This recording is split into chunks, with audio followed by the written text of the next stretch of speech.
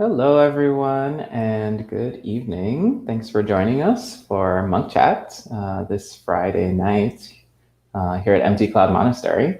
So tonight we have Bhante Sudaso to my right, Bhante Vajiro to my left, and I'm Bhante Sumano. And we're all monastics here at Empty Cloud Monastery in West Orange, New Jersey. And every Friday evening, we have this monk chat where you're welcome to ask all sorts of questions related to Buddha, Dhamma, and Sangha. And one of the three of us, or all of us, will do our best to share some reflections and thoughts. So feel free to type in questions at any time as you have them. We'll only be here as long as they're questions. So it could be a quiet night. Or not, but up to you. And it seems like we have a couple of people joining in already. Gita, Kumu, Kauser Friend, Adine, Denise, Joy, Ajahn Brahmavara, see you, Venerable, Angela, Aum, Linda, Key, and all our other friends watching, but not typing in just yet. So the first question is from Denise, who says, I've been going over today's sutra. I wonder about the different strategy regarding the sense of touch. It's the only one where equanimity is the suggested practice, not active restraint. Thoughts? A sense of touch. Yeah, well, the first thing that comes to mind for that is because your body is constantly producing touch sensation all the time. So it's not really something that you can avoid having happen. So with the eye faculty, for example, you can avoid looking at things or avoid listening to things or avoid smelling things. But to some extent, your body is just constantly receiving touch sensation. But that's also true of the other five senses. So actually, I have to admit, I'm not totally clear why there's a difference here for the touch sensation. Yeah. Either of you have any thoughts on this? Why he recommends equanimity for the touch sensation rather than restraint? The one that Suvijana had brought up this morning. I know that when I came across it, I also found it a little odd. But I thought of it more in the sense that with some of the other senses, say, for example, sight, you can close the eyes, for example, pretty easily. Whereas with touch, and well, like Bhante Stasa said, even with other senses, there's always seemingly something happening. But why that would be different than, say, a sense of hearing, yeah, I'm not too sure. I don't know if you have any. No, I think the answer summed it up for me. Sorry, Denise. Yes, something to investigate for sure. Though if Ajahn Brahmavara has any thoughts on this, maybe she could type them in. And we have another question, this one from Adine, who says, suffering is rooted in craving. Is an existence, as we know it, without craving, that is, absent any desire, even possible? Doesn't existence itself necessarily presuppose desire? Conditioned existence. So that means we have to taste the unconditioned, nibbana, the deathless, the stainless. We have to get a taste of that, a glimpse of that, to know if there is a reality separate from the reality that we know. To get outside of the matrix. That's how you'll know the answer to that question. Until then, you can try to get a taste of what this coolness, this freedom from craving and grasping is like. What does it feel like? How is the mind when there's no craving, no preference, no grasping, no agitation? Try to get a glimpse of that and try to sustain that. That's the beginning point at arriving at the answer to that question. That's good. And we have a question from Michael that says, what kind of meditation practice do you recommend for cultivating not self? So there's many different ways to approach this, actually. And part of that is because the teaching on not self is one of the three main threads that are woven through every Buddhist teaching. The teaching on dukkha, suffering or dissatisfaction, the teaching on not self, as you mentioned, and also the teaching on impermanence. So really, actually, almost any meditation practice is a way of practicing the recognition of not self. Some are a bit more directly sort of pointed towards that. So one that I do from time to time, for example, is the meditation on the 6 elements, for example. And in particularly the first 4, they're useful ways of seeing how the separation that we create between, say, the physical world outside and this internal world that we consider ourselves is an illusion, is a projection of our own mind. So take the earth element, for example, and seeing that the earth that's outside of us, seemingly this table, the floor, the stones outside, the trees, are made up of the same materials, the same things as this earth element here, skin, bones, etc.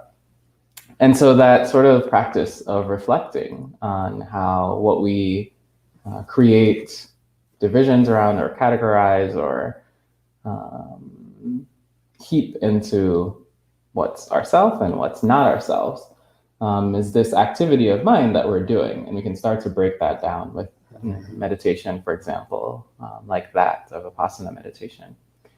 But also even something like metta meditation, I found, is something that can develop this recognition of not self.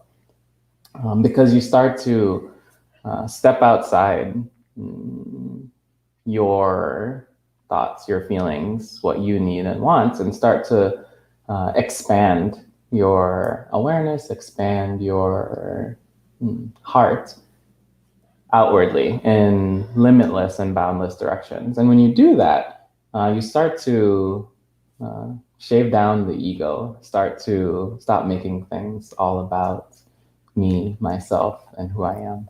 So I hope that helps. I don't know. It's good. Excellent. And Anita, who's joining us using her son's account, asks, what is the sound of silence? I can feel it during meditation as well as other times. It helps me to quiet even in busy places, but I'm just curious. So there's speculation on what it is, but I don't think there's ever been any clear determination, except that it is this ever-present experience that's a bit like a sound, but it's actually not quite a sound. So what it is, I don't know, and I'm not sure. I don't remember hearing anybody saying they were certain what it was, but it's there, and it can be a useful meditation object. Exactly. And I would just add that even if it is tinnitus or some pronounced tinnitus, it doesn't matter. You can still use it as an object of meditation. If that's your concern, or someone has told you, oh, that's just tinnitus. It doesn't matter. The sound is tranquilizing. If it's not a problem for you, you can use it as a secondary object or even as a main object of meditation. And I don't have any extra thoughts to add, unfortunately, because I'm not too familiar with this practice, but I do know several people now, actually, who have found it useful. So if you find it useful, then I would say that's good enough for now. And there's a couple of books, as far as I know, out there on the sound of silence too, that you can find. And Key says, I just read this comment on a forum. Do you have a comment? And Key, I see one quotation mark, so I'm not sure where the comment ends and where your question is, but I think this is the this whole thing comment? is the quote. Okay, The whole so thing is the quote. Yeah, because Key is not a woman, yeah. so There you go. So the quote says, sadly, some female presenters decided to go public without a top under the robe. As a Buddhist woman, I find this deeply respectful towards women. disrespectful. Deeply disrespectful towards women. Even non-Buddhists cover their shoulders when visiting a place of worship. We don't have to show our body parts to get attention. These women are giving the wrong message, which defeats the purpose of this series. No wonder people misinterpreted the Tarigata, some casual romantic poetry. Sorry, but this is poor behavior. And then Key's question is, do you have some advice on how to respond or reply to their concern? Yes, so this is actually a question which comes up fairly often. So what I assume the person is referring to is the fact that many bhikkhunis dress like bhikkhus. So you can see here, Bhante Sumino is wearing the traditional outfit of a bhikkhu. So with the bare shoulder and the robe covering his left shoulder. This is exactly the same way that bhikkhunis have dressed since the time of the Buddha.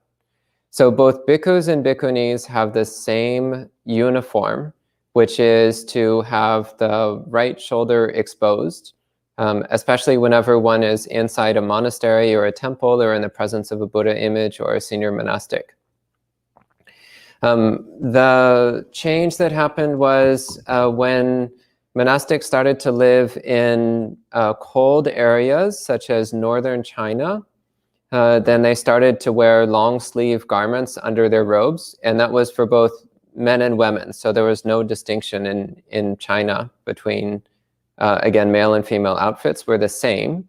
They just added sleeves like these because it was cold. And in the more warm and tropical Buddhist countries, such as Sri Lanka, Burma, and Thailand, then female monastics continued to have exposed shoulders, just as male monastics did. And in fact, lay people visiting monasteries also would commonly go even bare-chested or wearing just a small sash, which similarly to the monastics would leave the right shoulder and right arm fully exposed. So this was all considered perfectly normal behavior. The big change was in the 19th century as a response to increasing European influence and the European colonization of Burma and Sri Lanka and heavy European pressure on Thailand. Then there started to be European concepts of modesty, and in particular modesty for women, started to become pervasive in those Buddhist countries. So they started coming up with this idea that in order to be more like European women, that Asian women should cover up more of their bodies when they go to temples. But this has nothing to do with Buddhist tradition. It's something which has emerged only in recent times and only in response to 19th century European concepts of modesty for women. So the bhikkhunis who expose their right shoulder are actually just following the ancient Buddhist traditions and are rejecting the distortion that was introduced by European colonialism. And also I would say that women who go to temples or monasteries dressed lightly are also actually just doing what women have been doing when they went to Buddhist temples for the past 2,500 years. Again, these ideas that women need to cover up all of their skin when entering religious places has nothing to do with Buddhism. You won't find that anywhere in any sutta or anywhere in the Vinaya. It's something which, again, appears to have emerged starting somewhere in the 19th century as a response to European concepts of modesty. So that's how I would answer to this.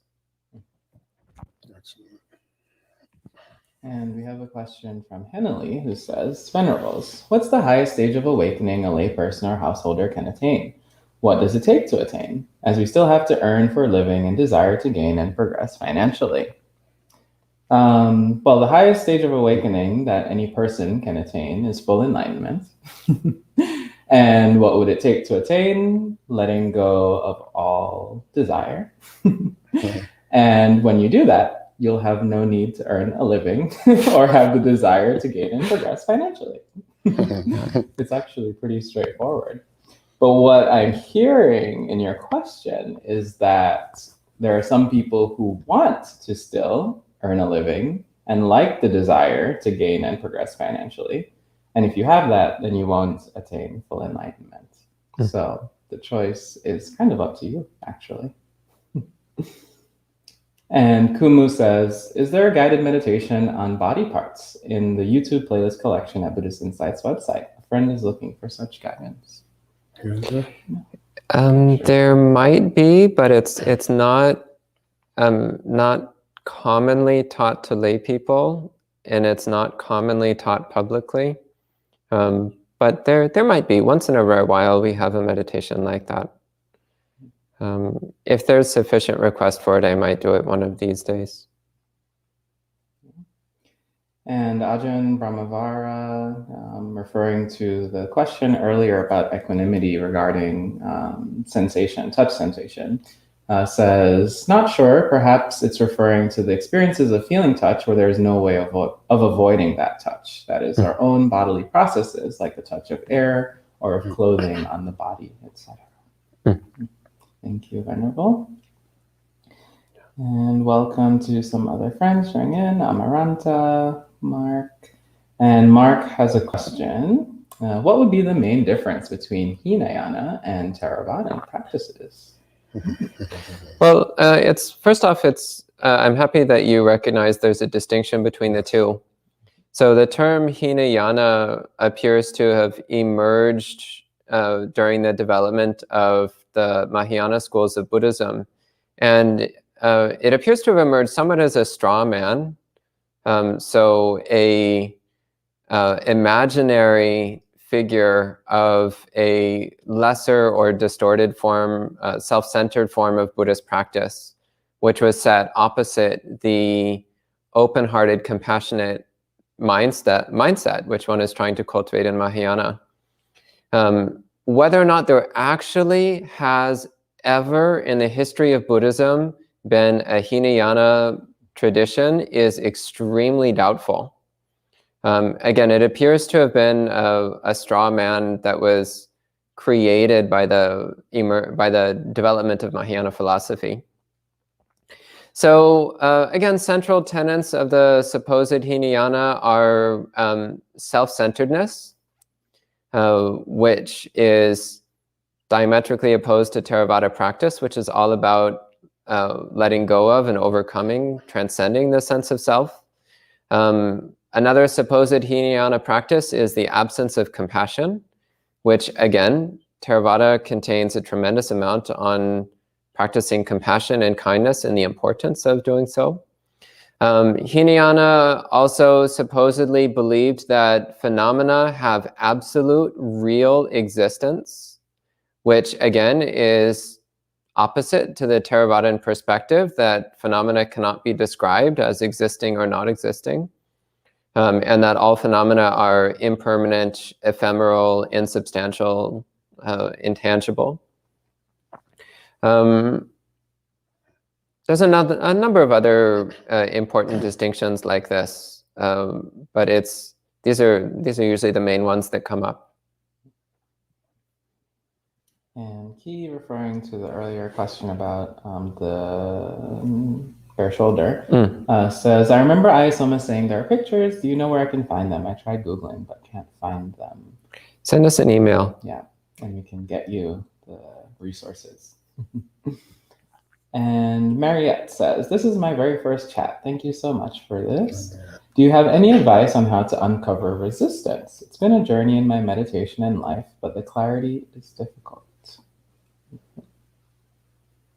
Myriad forms of resistance. Begin with the most tangible, of course, and just keep probing And there's always a preference. At the root of that is not having a mind that is equanimous, having habituated tendencies that all go back to greed, agitation, delusion, confusion. They're all bundled up together. If your mind is equanimous, if you have no preferences, then you won't have this resistance towards anything. You'll be able to see clearly. You'll know what is wholesome. You'll know what is unwholesome. You'll know what is skillful because it will give rise to wholesome states of mind. Hence the absence of greed, hatred, delusion, confusion, doubt, restlessness, the hindrances, all of that. They will all be gone when there are no preferences. But of course, that's a high level of enlightenment. So the resistance of, for example, why can't I sit for 20 minutes a day or whatever it is you're aiming at? Why can't I sit longer? Most likely it's pain, addiction to pleasure, enjoyable sensations. But as Bhante Siddhaso says, you can flip the switch and you can make the painful pleasant, or at least look at it as, or make it neutral. So there's pain there, but you just see the pain. But eventually you can also allow that to morph into bliss or pleasure when you realize it's just a sensation. But you get that through cultivating equanimity, which is engendered through just seeing, clear comprehension of what's going on.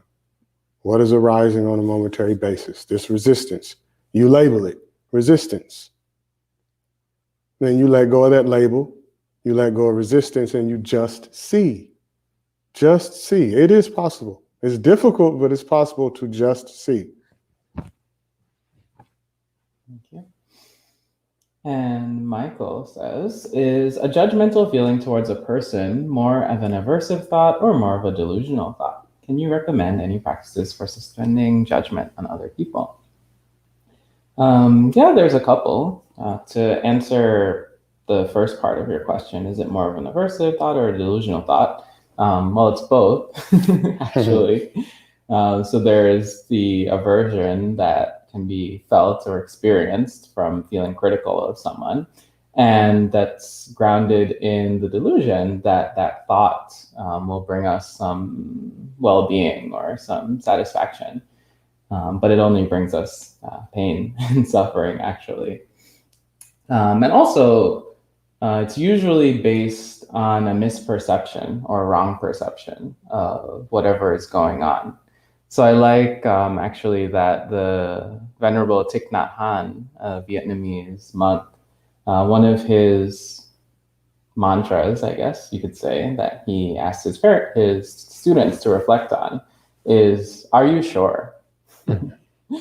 So when you find that you're being judgmental of someone, that can actually be a very quick in the moment practice to just ask yourself, am I sure? So you see someone brought this up actually on Monk Chat. You see someone rummaging through the fridge in the monastery at 8 p.m., for example. And you can jump to all kinds of conclusions about what you're seeing. Oh, this person is breaking the precepts, or they're taking something that wasn't offered, or they're gonna, put together dinner, or what have you. And you might leave without exploring that any further and just have this critical, judgmental mind. But how much of the situation in this example, anyway, do you actually know? Do you know what the person is going for? Were they taking something out of the fridge or putting it in the fridge? Were they feeling ill? In our fridge, we have cough syrup in the fridge. So were they getting medicine? And this is just an example, but you can see how the mind is very quick sometimes to prejudge based on faulty information. And then even if you have information that's reliable, so maybe there is something that there's grounds for forming a certain conclusion about someone, the judgment or the criticism that's there that has this aversive quality, well, you can ask yourself, what's the usefulness of this? So if someone's doing something unskillful and you're feeling judgmental, well, is that going to help the person overcome their unskillful behavior? If you lash out at that person, for example, are they more likely or less likely to actually do the beneficial thing that you probably would prefer? And when you look at it that way, then you can see that the judgmental mind actually just makes things worse, both for yourself and for the other person. And it becomes this feedback loop. Whereas instead, you can cultivate a mind of compassion, a mind of trying to understand, and a mind of trying to help. And that counteracts both the like harsh and hot feeling that's in your own mind, but then also allows you to reach the person who you're perceiving as doing something worthy of criticism. Those are my thoughts anyway. And we have a comment from Kauser Friend who says, I've been dealing with a lot of negative thoughts and emotions lately, and I'm dealing with it unskillfully by throwing myself into work and neglecting my practice. I know I should practice, but I fear confronting this stuff. Any words of advice? Yes. Well, first off, regarding negative thoughts and emotions, I would refer you to the Vitakka Sutta, the sutta on stabilizing thought, on calming thought, which gives as its very first piece of advice, if you find that your mind is overcome with unwholesome thoughts, then actively replace them with wholesome thoughts. So the Buddha gives the example of if you have a hole in a piece of wood and that hole has been plugged with a peg, but it's not a very good peg, then you take a better peg and you pound out the old one with the new one. So replacing the bad peg with a good peg. So in the same way, you replace the bad thoughts in your mind with good thoughts. So actively cultivating wholesome thoughts. So recollecting the Buddha, the Dhamma, and the Sangha, reflecting on Dhamma teachings that you've heard and learned, reflecting on your own virtues, your own generosity and morality, reflecting on the good qualities of others, good qualities of other people that you know, actively cultivating metta, loving kindness and compassion. So actively bringing up wholesome mind states and wholesome thoughts in order to replace the unwholesome thoughts. This is actually the most effective and powerful way. In the Vitakka Sutta, the Buddha goes on to give 4 other techniques, but those are what you use if the first technique doesn't work. So you always want to go to the first technique first and really try, because this is the best option, is to replace the unwholesome thoughts with wholesome thoughts. Yeah, and keep in mind, practice is not just meditation, it's what you do all the time. So wherever you go, whatever you're doing, always practice mindfulness of the body, accompanied by equanimity and joy. So enjoy your body, enjoy your steps, enjoy your breath, enjoy the experience of having a body, and enjoy the experience of knowing your body, of feeling your body intensely and clearly. The Buddha said, Sukha sahagatena kayagata satibhaveta. So develop joyful mindfulness of the body, pleasant mindfulness of the body. So practice in this way, and you'll find that it gets a little bit easier. The negative thoughts are less overwhelming, and when they do happen, they're happening within this vast, spacious cushion of joyful, pleasant mindfulness of the body. Okay? One more thing. Also, recollect the benefits you've gotten in the past from the practice. This is another useful practice. It's called recollection of peace, upassamanusati. And it doesn't get as much attention as the other recollections, but this one's really powerful. Recollect the peace that you've experienced through practicing Buddhism. And that will help you point your mind back towards practice. Okay. And Anita says, regarding this morning's talk, untamed, unguarded, what is the role of ego and self-identity or I guess the question is, what is the role of ego and self-identity in unwholesomeness when combined with the six senses? Is there a sutta that covers both together? That's a question. I'm not sure I understand. This is a loaded question. So basically, ego or self-identity, so self-attachment, belief in self-existence, self-centeredness, self-obsession, this is the core of all of our problems. So all unwholesomeness arises from self-centeredness. All defilement arises from self-centeredness, and all unhappiness arises from self-centeredness. And the six senses, we perceive the six senses from a self-centered perspective. We think, I am seeing the world through these eyes. I am hearing the world through these ears, my eyes, my nose. I am feeling the world through my body. So we're always relating to the six senses through that self-centered perspective.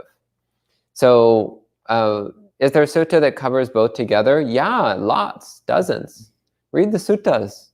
The Buddha is constantly hammering home this point. There's a lovely sutta where he says, abandon what is not yours. And what is not yours? The eye is not yours. The ear is not yours. The nose is not yours. The tongue is not yours, etc.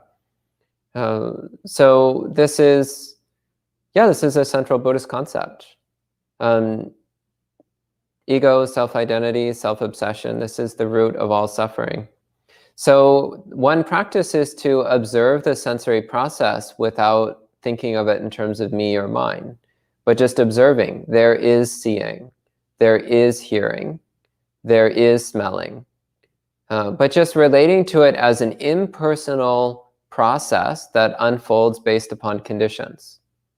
So just removing the whole sense of me from the situation. Okay? And Bhavani asks, Namaste, how to break the chain of cause and effect? Break the chain of cause and effect.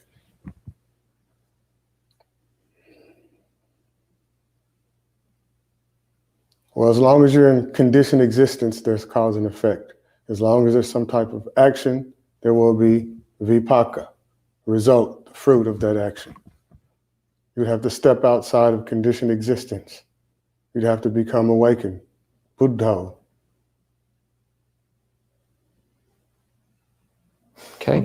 Yeah. Great. Zen answers. And Angela says, Tan Nisabo talked about greed types and hate types. I was wondering what the characteristics of delusion types are. Thank you, Venerable. So wonderful to see all of you. From my understanding, generally speaking, people who are more of a delusional frame of mind tend to be a little more spacey, perhaps. In meditation, the mind will tend towards spacing out, daydreaming, getting lost in, say, fantasies and all sorts of interesting things that one can do with the mind. As opposed to, say, greed type might tend towards certain forms of lust or passion for all the different kinds of senses, both in and outside of meditation. And hate types having this sort of aversive, everything is just a little or a lot off, often.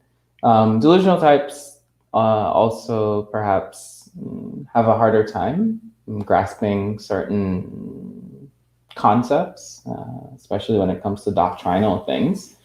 But delusion types also tend to be quite pleasant. So the things that irritate aversive types tend to sort of glide off of delusion types. And the things that greed types really want and get upset when they don't get, delusion types also are kind of like, hey, what are you going to do? So for all the types, there's sort of this downside, but also upside, where certain things that can catch one kind of mind for the most part has a totally different effect for another. I don't know if there are other characteristics you point out. That's the main ones. A couple of more aspects of delusion types. One, they tend to have very poor mindfulness of the body. which is why that's one of the top recommendations for them. Another aspect of delusion is a tendency to have strongly held wrong views. So getting some kind of misunderstanding of the Dhamma and then clinging very tightly to that misunderstanding. This also is common in delusion types. Yeah. And Adine says, the Abhidhamma mentions the existence of Dhammas. That seems to be at odds with what I've read in the suttas. Can you help with this seeming contradiction? Is it even helpful to read the Abhidhamma? So first off, it's important to keep in mind that the Abhidhamma is a post-canonical work and that there are actually several different versions of the Abhidhamma. The Pali Abhidhamma is only one, and the others are quite different. And the Abhidhamma can also be divided into the canonical Abhidhamma, which is a set of 7 books, several of which don't even pretend to be by the Buddha. And then there's the commentaries, which were produced 1,000 years later. And then there's the sub-commentarial literature, which was produced another 700 years or so after that. So these are the 3 distinct phases of Abhidhamma development. And you can see how as time went by, it just kept getting wilder and wilder and weirder and less practical. So I'm not a big fan of the Abhidhamma. I found that people who do a lot of Abhidhamma study and don't really look at the suttas, those kinds of people tend to just get really confused or really delusional. They usually don't get much wisdom from that approach. So I don't really recommend it. It's much better to read the suttas. As for talking about Dhammas, my understanding is that the Abhidhamma is trying to break reality down into distinct, irreducible components, and then to talk about how those components are assembled together into an experience. But I haven't seen anywhere in the Pali Abhidhamma where it claims that those distinct components are absolutely, genuinely existent. Because that would, in fact, be a dramatic heretical development. The Abhidhamma usually settles for more mild, subtle heresies. It doesn't usually go for such blatant heresies as to claim that things are absolutely existent. And Dan has a 2-part question. Maybe Bhante Vajiro can answer the first part, since I think it's maybe applicable to recent events. Could you talk about Bodhisattva practice and Theravada? Practice in the forest tradition and early suttas as a layperson, and also in Zen. And I've yet to see a contradiction. Yet to see a contradiction. Yes, you see that Buddha, prior to being Buddha, when I was an unawakened or unenlightened bodhisattva, actually literally means awakening being. Correct, Bhante Sudasa? Yeah. That's what it means. So in terms of the literal meaning, awakening being, on the path to awakening. What seems to have happened, according to my studies, and I highly recommend Bhikkhu Bodhi's wonderful essay, Arahants, Buddhas, and Bodhisattvas. I believe that's the title. Excellent. Talks about the era of sectarian Buddhism and the growth of Mahayana concepts out of early concepts that arose in early Buddhism. There was no Theravada at the time. But really, the main differences, and no disrespect to my fellow Mahayana brothers and sisters in robes and in the lay form, it's become a dogma, quite honestly. And I saw this when I was practicing in Mahayana temples. They make a dogma out of it. And they make derogatory statements. And there's even a hubris, if unchecked. This is the great vehicle, Mahayana. So what? That means Theravada is Hinayana? And some people conflate Theravada with Hinayana. Not true. So you can make the vow, the 4 great vows, if you would like, but I don't really think it's necessary.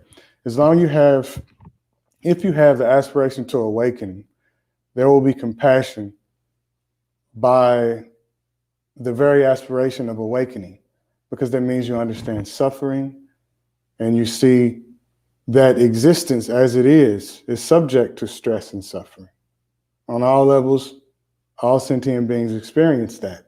You don't have to make a mantra, a dogma. I have to say that. You don't have to be Jizo and pledge to go to the hell realms to liberate beings. That's not necessary. So I'm of the opinion of Bhikkhu Yuttadhammo, actually, that it's not necessary for everyone to take that vow. It's not necessary for everyone to seek to become a Buddha. Not at all. Just to awaken yourself is an act of compassion towards all of humanity and every other sentient being, because you will be equanimous. You will be like a star radiating light in all directions to all beings, to all modes of existence. Awakening itself entails that. And others also could probably share more, but also the second part of the question, which is signless meditation mu? This question may take years to understand, so no problem if it cannot be answered. Briefly speaking, no. So signless meditation is one translation of the Pali term animitta samadhi, which more closely lines up with the Zen practices of silent illumination or shikantaza, whereas the contemplation of mu, which is the Japanese pronunciation, the Chinese pronunciation is wu. This is a insight meditation practice of fundamentally of contemplating emptiness. So wu or mu means no, or not, or non. So I could talk for a long time just on this one koan practice, because there's a lot that goes into it. But the shortest answer is that that's a insight meditation practice for contemplating emptiness. Whereas signless meditation, animitta samadhi, is a combined samatha vipassana practice, which is using stillness and samadhi in order to come into a direct perception of emptiness. So koan contemplation is an active movement of mind in order to contemplate emptiness, whereas animitta samadhi is a stillness of mind as an entry to perceiving emptiness. So the end goal is the same, but one is coming through motion and the other is coming through stillness. Okay? And we have a question from Mark that I guess was duplicated. Sometimes, especially during a late afternoon meditation, I get confronted by scary feelings that have no object, just feeling. I've been practicing sitting with them, which seems to work, but they still persist in the next meditation. Any ideas on how to deal with this?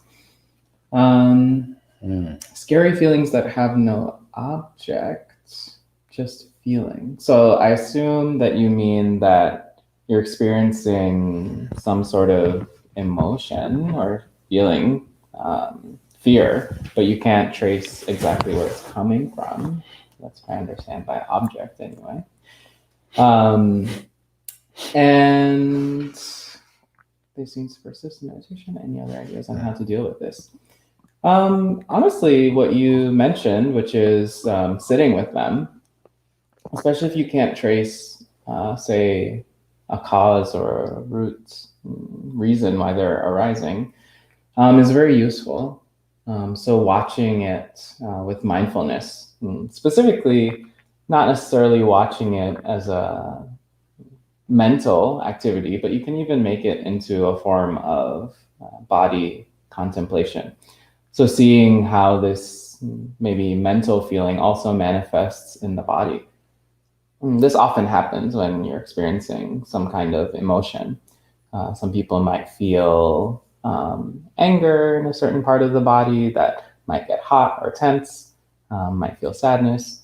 And scary feelings or fear are similar. Sometimes people really feel fear in their chest or in their back.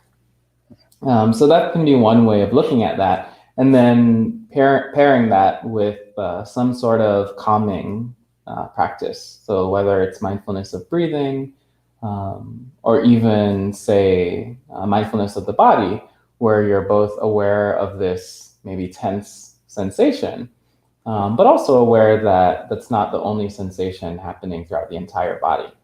And you can use that to balance the weight that can come from having this really uncomfortable and unpleasant feeling sitting in one part of the body.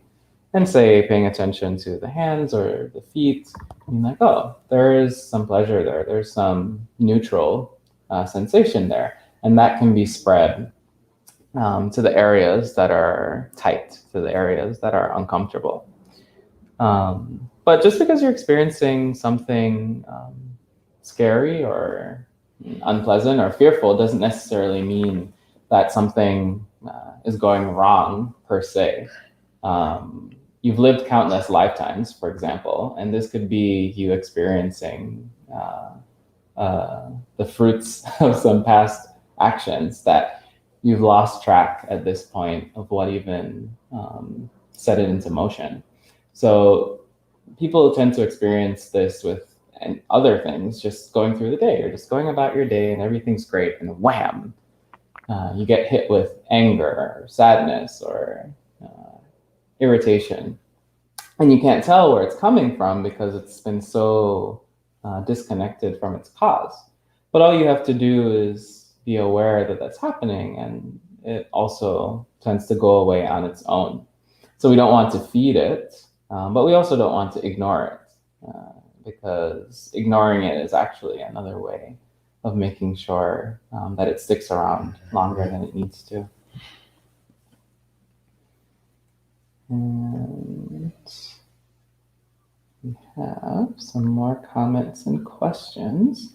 So Laura says, I'm reading an intro to Buddhism book to learn some basics. In the book, I read that the Buddha was married and had a child. Out of curiosity, what happened to his family when he became an ascetic? Well, so his family were part of a wealthy royal family. So his wife and child continued to live a wealthy royal life. So lots of wealth and privilege and power and luxury. So they were fine. Meanwhile, the Buddha-to-be went off to learn from the spiritual teachers that were around at the time, and then when their teachings were not sufficient, he set off on his own to figure out the path to full enlightenment. Then after he attained full enlightenment, he went back to his former wife and child and taught them the Dhamma. Both of them attained awakening. Both of them became monks. So his former wife became a bhikkhuni, his son became a bhikkhu, and both of them attained full enlightenment. So he gave them the best gift imaginable. So I've actually always found this really beautiful. So he did leave them for 6 years, but then he came back and he brought them the most unimaginable reward. And our friend Angela says, oh dear, I think I'm a delusional type. There's no shame. Everyone has a type, let's say. And also types change. Yeah, mixtures. So as they're mixtures, and as you practice more deeply, you'll see that the levels start to move around. I've also been diagnosed with ADD, which has affected my practice, but also makes me more determined to improve my practice. Yeah, good. ADD doesn't have to be a hindrance to practicing. I would just say one very important thing is be careful not to do things that nourish your primary defilement. So delusion types need to be especially careful to avoid doing anything that will spur more fantasizing or speculating or daydreaming or anything of that sort. So you want to remain grounded in your body at all times. So do things that keep you grounded in your body and avoid doing things that lead to you getting lost in thought or lost in imagination. Very important. You'll also find that this improves your ADD over time as well, by the way. And M says, I'm plagued by an inner restlessness or a fear that manifests itself in the chest area. how to eliminate this fear of nothing specific, but rather an existential fear and restlessness. It sounds like some trauma that needs to be uncovered. And I recommend Locke Kelly. He's a psychotherapist and a wonderful mindfulness and meditation teacher. Check him out on YouTube or whatever podcast app you use. And that can help you out because there's something that needs to be unraveled there. You need to shine light on it. And I would also say that whenever you notice sensations in the body that are uncomfortable or painful, it can be useful to just watch it, really, which is also what Venerable Vajrayana was saying. But to do it in a way, if possible, and it's difficult, where you don't then start creating stories around it. So if there is this inner restlessness or fear, then just let it be that. Just that, oh, there is this sensation in the body right now. And you can still keep breathing. You can still cultivate metta. You can still practice mindfulness of the body. And that sensation is there, and it's not, or doesn't have to be a problem.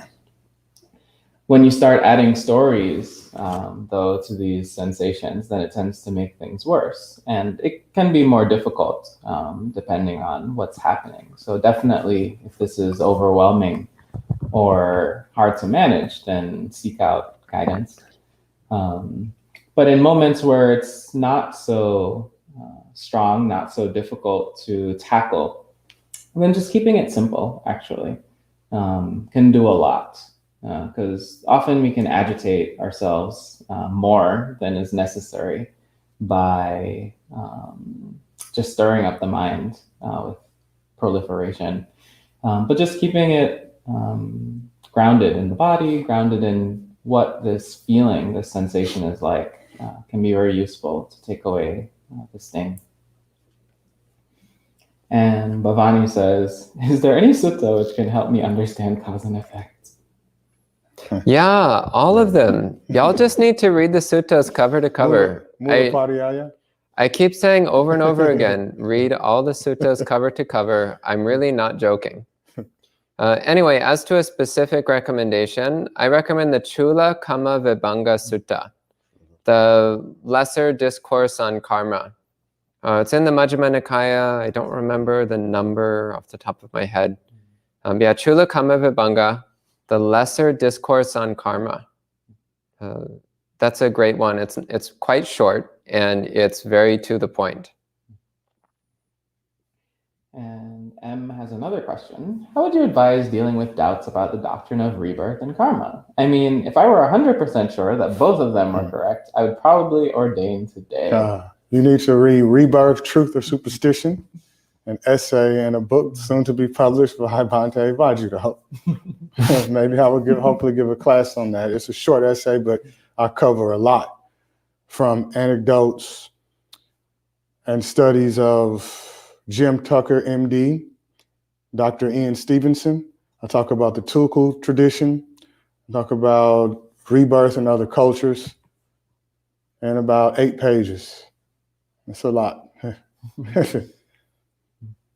I would say if you're waiting to have 100% confirmed faith in karma and rebirth to ordain, you're never going to ordain. So it's better to ordain first and then develop faith or even confirmation in the teachings.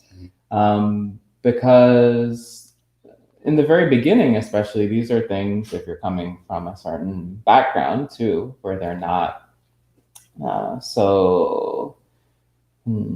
they don't feel so familiar or feel like something you can relate to, then it's going to be, you need to take it as a working hypothesis, as you'll often hear. Something that you even just keep on the back burner, actually, as a possibility, and see how the teachings make sense within that context. And also pay attention to how the teachings don't make sense outside of that context. So especially ordination, it's such a powerful decision to make. It's such a powerful way to live one's life. But it really and truly only makes sense in the context of rebirth and karma. Because what's the point of giving up all of these sensual pleasures that you can so easily get, say, as a layperson, if there is no fruit of your actions, for one, and if it's not possible to develop certain qualities that can lead to awakening in this life, but also in future lives if we need some more time. So those are my thoughts on it. Well, first off, I would just say that the fact that you want to believe is a really good sign. So just keep practicing the entire Noble Eightfold Path and all of its details, and keep studying the suttas, keep discussing the Dhamma with monastics, and you'll find that your faith grows stronger. And eventually, someday, you'll cross an invisible line and you'll realize that your doubts have vanished. Just keep practicing the Dhamma without skipping anything, and eventually these doubts will vanish. Yep. And lots of thank yous from Dan and others. And Amaranta has a question. Dear Bhaktis, I'm an academic and do research, but since I practice more, I have more conflicts with my job. I don't find any sense at all. Can you help me? I just answered one. Somebody else's turn. Me? Yeah. No. I can take this one. Yeah, this happens, I have to say, when one's practice develops. It doesn't sound like, from what you're saying, it's a conflict of morality necessarily, but if that's there, then that can come up. So if your job is asking you to lie about something, or if, I don't know what kind of research you're doing, but if research sometimes involves killing living beings, etc., then that's definitely something to look at. But if you're having conflict with, say, just the conditions of, well, a job in the 21st century, where you're expected to work all the time, every day, with no distinction between your personal life or your personal time and time at your job, then yeah, there's a huge conflict, because Buddhist practice is about cultivating serenity, cultivating compassion for oneself as well as others, and cultivating a balanced state of mind. So you might find that your job or your studies encourage different qualities. And yeah, there's a conflict there. But that doesn't mean that it's irreconcilable, most of the time anyway. You do have to decide if it's time to choose a different direction, career-wise or study-wise. But there's a way to also create boundaries for yourself around the expectations that your job has. So if there is this expectation, for example, that you need to be like a super aversive boss, for example, at work, who just makes sure no one walks all over them and really puts people in their place, then it's useful to find a way to be an effective leader, for example, be an effective manager, using compassion, using kindness, using patience, instead of the qualities that come from a defiled state of mind that people tend to value more. You'll find that that may not go over well with the powers that be, but in your own heart and your own mind, you'll be much happier. And it'll make it easier to move on when need be, if need be, because you'll see how dissonant your spiritual practice, which is really more important than anything else, you'll see how that is what gives you peace of mind. That's what gives you sense and meaning, rather than trying to contort yourself into something painful that only brings painful results. So those are my thoughts. And Angela says, thank you for the guidance. I will try to refrain from daydreaming, although that is exactly what is most difficult for me. It will be a good challenge and growth opportunity. And hello, Elaine. And there was a question from Alex that says, do you recommend celibacy for lay people, or is it beneficial only to monastics? No, of course it's not beneficial only for monastics. Brahmacharya is practiced. Well, there's movements now on social media, they have this no fat semen retention and all of that, and everyone's intentions are not the same. But just like, I think I was talking to one of the guests here recently about, just like people practice intermittent fasting, you apply that to sex. Just abstain for a while and see what happens. Go a week, then a few weeks, then a month, then a few months, and see what happens. See how energy is recirculated through the body. What happens to your creativity? Perhaps there will be a boost in creativity. You learn to harness the energy in a different way and see if your meditations become more blissful as a result of having all of this energy bundled up, not being wasted, through habitual behavior. That is. Intermittent celibacy, that's brilliant. Yeah. I see. I would also just remind you once again that the Buddha was very clear that the source of suffering is desire, and the abandoning of desire is the attainment of happiness. So sexual desire is very powerful, which means it causes a lot of suffering. And celibacy is a direct way of abandoning sexual desire, which therefore means that celibacy produces a lot of happiness. So celibacy is for anyone who wants to be happy. That's what I would say. It'll probably be painful at the very beginning. Yes, of course, that's the caveat. But you will see that something shifts actually in the mind. As Ayasama said once, appetite comes with eating. So you can apply that to also sexual activity. Where initially you thought, oh, I couldn't function without doing XYZ. But then the mind starts to cool down, starts to cool off. And so there's the initial struggle. But then afterwards, there's peace. So one minor thing, if you're married, talk with your spouse about this before you start. Yes. And Kita says thank you, and Michael is 75% way through the Majjhima Nikaya. Great, good. Reading every day, which is great. Wonderful. And Kumu recommending a book titled Fear by Venerable Thich Nhat Hanh. Yes, I've read it, and it's very good. And Antoinette saying hello. Good to see you, Antoinette. Yes, come back. Come back. Waving.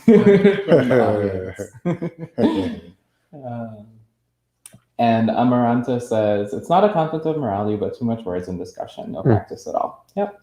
So yeah, that's a situation where you have to sort of create your own container of peace and try not to get caught up in the animal talk and the gossip and everything else. Do as much as you need to be friendly and sociable with your coworkers, but no more. You don't have to hang around the metaphorical or literal water cooler chatting. So just do your best. And William says, what's the difference between the pursuit of sensual pleasures, which is an obstacle to jhana, and the pursuit of euphoria and pleasure that are connected with jhana? I'm afraid that in attempting to cultivate piti and sukha, I'm doing so with the same mindset with which I pursue sensual pleasures. Yeah, so I'm happy you brought this up, because one of the things that makes jhana so powerful is that it's actually harnessing our desire for pleasure. So this can be really, really effective because we really want to have pleasant sensations. We crave pleasure. It's just we've been going about it in a pretty stupid way for our entire life. And the Buddha's like, you can actually get astounding pleasure by concentrating your mind. So using your craving for sensuality to inspire you to practice jhana is really smart. That's really clever. That's really skillful. That's great. Don't worry about that. Because naturally, once you start getting into jhana states, then naturally you'll start to get a taste for the peacefulness and serenity that accompanies samadhi, which means that then your desire for the exciting euphoria will start to fade. So briefly speaking, the euphoria of jhana helps you overcome your craving for ordinary sensuality. Then the peacefulness of jhana helps you overcome your craving for the euphoria. So this is a natural progression, which starts with craving for sensuality and ends with perfection of mindfulness and equanimity, which is a foundation for developing insight, for developing wisdom. So you don't need to worry about it. Yeah, crave that piti, crave that euphoria, go for it. Thank you. And Bhavani says or asks, will there be Dhamma talks from Bhante Tan Nisabo on Monday and Tuesday morning or evening? I'm not sure. We haven't figured it out yet, right? I wasn't involved in those discussions, Yes. so I don't know what the schedule is. Stay tuned. If you follow our channel, then you'll see the updates. Still working out the kinks, so coming soon. And Muy Bonito Ricardo says, Bhante, I recently started practicing this in my restaurant. Sometimes I cook a meal and think about the person that's going to eat it and make it with much love and care, wishing for their happiness. Sometimes I question if it's self-deception, but it works. It makes me happier about what I do. So it sounds like it's not self-deception then. Right. More detail. Yeah, it's a way of developing a wholesome mind. That's a really good practice. Keep doing it. Yeah. Yeah, wonderful. Excellent, yes. And Adine says, is there a list that ranks must-read suttas from the most to the least important, rather than just reading the suttas that happen to be mentioned in Dhamma talks, which is what I do now? Just read all of them. They are all they're all wonderful, actually, and in ways that you sometimes don't realize the first time through, but maybe the second, third, or even the fourth time. So the sutta that you thought was the most important sutta in the Pali Canon the first time around is replaced by another one the next time, and replaced by the other one, and the one after that, which is why you'll hear us say that this is my favorite sutta almost every sutta study. It's just because they're all wonderful in their own way. And Ajahn Brahmavara has a question. Can you please share on how you maintain mindfulness during interaction with others, especially in conversation? Thank you so much for sharing your wisdom. We can all probably share a little bit. Yes, I can go. Yeah. First, I keep my main meditation object, which is the breath and the body. And at times it's all breath, or mostly breath, and at other times it's my hand. So if I'm walking, I will have the mudra, which is common for walking meditation in most tradition. Right hand over the left hand, in front of the body or behind the body, or just standing with my hands relaxed and walking as slowly as possible, as Bhante Sudaso has highlighted a few times recently, so that just your feet are moving. And when I'm talking, sensations in my body while I'm talking, the tendency to cut someone off when they're talking. And so really my meditation is, for the most part, continuing in each activity throughout the day. The body and the breath. When I can be more where the breath sitting, it's easy while I'm sitting, of course, to be more focused on the breath, but while moving around, just knowing I'm breathing, knowing if my breath is shallow, my heart rate as well. I noticed that that will increase sometimes when excitation arises, when listening, ready to respond. And it's really fascinating how the practice really can be continuous from formal meditation throughout daily activities, cooking, eating, cleaning, etc. I know in my case, lately actually I've been paying a lot of attention to the sensations in my feet. So if I'm standing and speaking to someone, just noticing the sensation, or even if I'm sitting, actually, noticing that sensation, which can be really grounding. Also paying attention to my abdomen as I'm breathing in and out. And then more recently, facial expressions, just to notice sort of what's being communicated, actually, that sometimes I'm not aware of. But also because sometimes, at least in my experience, the body can react before I have mental awareness of something. And so sometimes I pay attention to like my facial expressions because that will actually inform me better about how I'm probably receiving what someone's saying or reacting to it, and also what I'm expressing, which may or may not be what I'm actually feeling or thinking. So those are just some few small ways that sort of keep me in the moment. Well, I agree with both of what my venerable companion said. So I'll add one interesting practice which I do from time to time during conversation, which is to try to maintain a third-person perspective on the words that are being said. And in particular, whenever I want to speak, whenever I want to say anything at all, then to try to reflect, how would this look from the outside? So sometimes we really want to say something and it feels so important for us to open our mouths and say something. But then you reflect, well, is this actually going to improve the situation? Is this going to feel important and valuable and meaningful to the other people involved? Is it going to enrich the conversation? Is it going to deepen the wisdom of the people involved? One of the things the Buddha says is that we should speak words that are worth treasuring. So I ask myself, is what I'm about to say worth treasuring? Is it something which people will want to remember, which they'll want to store in their mind? And it also calls to mind an old saying, and I don't know where this saying comes from, only speak when you can improve the silence.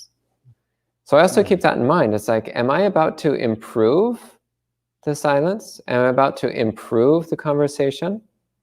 And if it's no, then odds are very good that I just want to speak in order to gratify my own ego, or in order to experience the pleasant sensation of making noise with my mouth. And that's not wholesome. That doesn't do anyone any good. So these are some practices that I use, which lead to me speaking a bit less, but more meaningfully. And Muy Bonito Ricardo is saying, also, I'm starting to bring a meal to homeless people on most nights instead of throwing away the food. You're extending an invitation to all those who work in restaurants. Great. That's very, very kind and thoughtful. And Amaranto says, great words. I've been on celibacy about 7 years and it feels good. Well done. Well done. Yeah. Let's do another 7 years. And Melinda also says she's been celibate for 5 years. Great. Yeah. Let's do another 5 years. And Nadine says it's difficult to cultivate celibacy if one's surrounded by those who have it as the center of their very existence. Yeah. What to do? Who have sexual activity at the center of their very existence. Yeah. So what you can do, if possible, is not be surrounded by those people, at least not so frequently. So if you live, for example, with people who are constantly indulging in all sorts of sensual pleasures. Actually, it's very difficult to go in a different direction. Not only because you're being affected and impacted by just that energy being in the space, but also it's alienating and ostracizing. Right. So especially if you're living with people or if you're friends with people who have certain interests and activities, there is the inclination of the mind to want to fit in, to want to be like everyone else. And if everyone else around you is basically a hedonist, then that's the direction you're going to be pulled in. It's going to be more painful to work against that. But if you surround yourself with people who are really into celibacy and being sober, then you'll find that that's where your mind inclines to, and that is, and that moving in that direction is actually easier. It'll be more difficult to move in the opposite direction. So it is important to recognize that the people you surround yourself with, the friends, spiritual and not spiritual friends that you have, are a huge impact on your practice. So if you can, try not to surround yourself with people who are not moving in the direction that you would like to move in. Melinda says, my goal is not to fall in love. It's actually a really good goal, I have to say. Maybe cultivate unconditional love for all beings, including yourself. That's a good kind of love to cultivate. And Dan says, only speak when you can improve the silence. So good. Sadhu, sadhu, sadhu. And lots of thank yous also from Ajahn Brahmavara and Bhavani saying that it's good to practice celibacy in this vivid season. Springtime. Yes, this is the time. Yeah, springtime, definitely. I mean, nature is having a great, as Ayasana would say. It's more like having a desperate craving for sensuality, which it thinks is a great. That too. So it actually, it can be very powerful to practice in the midst of that, because then you'll see more clearly why it's beneficial to practice peace and contentment instead. Well, it seems like there are no more questions so far. So I think we can call it an early night. Lots of gratitude for celibacy, which is great. So thank you everyone for joining us. This is our last program for this week anyway, but join us on Wednesday morning at 8 a.m. New York City time for Sutta study and the rest of the week for our regular live streams. But for now, we can end with 3 sadhus. Sadhu, sadhu, sadhu. Enjoy the rest of your night.